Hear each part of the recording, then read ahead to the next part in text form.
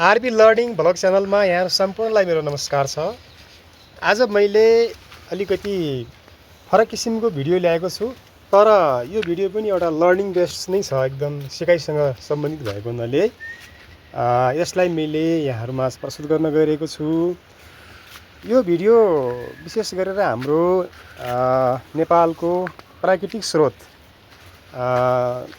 हरियो वन नेपालको धन भन्छौँ हामी। त्यस्तै गरेर यो प्राकृतिक सम्पदाहरू स्रोतहरूको कसरी संरक्षण गर्नुपर्छ भन्ने विषयमा उल्लेख गर्न गइरहेको छ है। अब यो यहाँले देख्न सक्नुहुन्छ, यो हरियाली वनजङ्गल छ। यो वनजङ्गलभित्र पनि कति राम्रो चाहिँ बाटो अर्थात् सडक निर्माण भएको छ र यो सडक एकदम चाहिँ भरपर्दो छ, एकदम रिलायबल छ र यसको यो बाटोको संरचना हेर्ने हो भने चौडाइ पनि राम्रो छ हैन। यसको जुन मापदण्ड हुनुपर्ने हो त्यो मापदण्ड अनुसारको नै चौडाइ भएको छ र त्यस्तै गरेर यो बाटोले कुशे गाउँपालिका वडा नम्बर 3 देखि लिएर कुशे गाउँपालिकाको कार्यालय थर्पु भार्मसम्म जोड्छ र यो एउटा हरियाली वनजङ्गल भित्रै यसलाई चाहिँ यो बाटोलाई निर्माण गरिएको छ र यो बाटोले प्राकृतिक वातावरणको चाहिँ पुरा सिनरी दृश्यहरू देख्न पनि सकिन्छ र यो सिनरीले नेचरल इन्भाइरोन्मेन्ट एन्ड बायोडाइभर्सिटीको कन्जर्भेसन गरेको उदाहरणको रूपमा प्रस्तुत गरेको देखाउँदछ।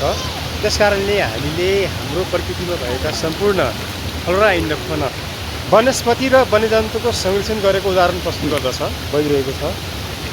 यो सिमसा क्षेत्र हेर्नु मोहनाहरू है, कति हरियाली छ र यहाँभित्र चाहिँ सिमसा क्षेत्रमा हुने विभिन्न किसिमको विभिन्न प्रजातिका वनस्पतिहरू पनि यहाँ जाएका छन्, उम्रिएका छन् र यतातिर यो मूल हैन, यो कति राम्रो मूल, एकदम शुद्ध मूल हो है, स्वच्छ छ यो। यसको संरक्षण यसरी गर्न सक्नुपर्छ। यिनी ठाउँहरूमा हामीले बस्तीको विकास गर्नु भएन। त्यसले गरेर यिनी एरियाहरूमा यो क्षेत्रहरूमा चाहिँ हामीले सरसफाइ राख्नुपर्छ, वन जङ्गलको संरक्षण गर्नुपर्छ भन्ने सम्पूर्ण भाइ बहिनीहरूलाई हैन, विद्यार्थी भाइबहिनीहरू लगायत सम्पूर्ण चाहिँ सरकारवालाहरूलाई चाहिँ मैले जानकारी गराउँछु। जस्तै यो खोला हेर्नुहोस् हैन, यहाँ चाहिँ खोलाको दृश्य छ। त्यसै गरेर जुन चाहिँ यो वर्षायामको चाहिँ सानो सानो कति स्वच्छ निर्मल पानी यहाँ बगिरहेको छ, कहीँबाट सक्नुहुन्छ। यो चाहिँ एउटा चाहिँ प्राकृतिक स्रोतको प्रकृतिको भनौँ होइन, प्रकृतिको एउटा चाहिँ अमूल्य वरदान हो।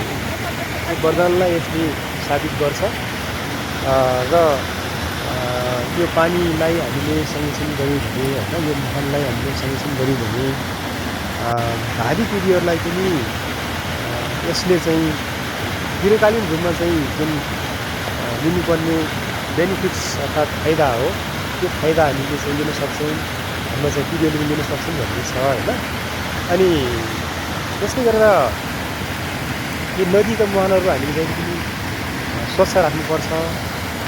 यो निर्मल छ, यति सफा, यति सुन्दर स्वच्छ पानी चाहिँ हामीले यति सुन्दर चाहिँ ठाउँ जुन छ, अन्य ठाउँमा जस्तै यो अलिकति बढी बस्ती भएको ठाउँमा, अलिक घना बस्ती भएको ठाउँमा हामीले यस्तो पानीका मुहानहरू, यो पानी, यो प्राकृतिक स्रोतहरू पाउन सकिँदैन।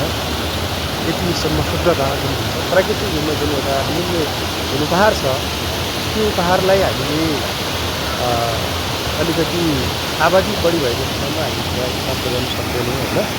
त्यस कारणले गर्दा हामीले यसका मेन स्रोतहरू जहाँ छन् ती स्रोतहरूलाई हामीले यथासम्म भएसम्म यसलाई संरक्षण गर्न सक्नुपर्छ भन्दै म यहाँहरूबाट बिदा हुन्छु। हस्त, नमस्कार, बाई बाई।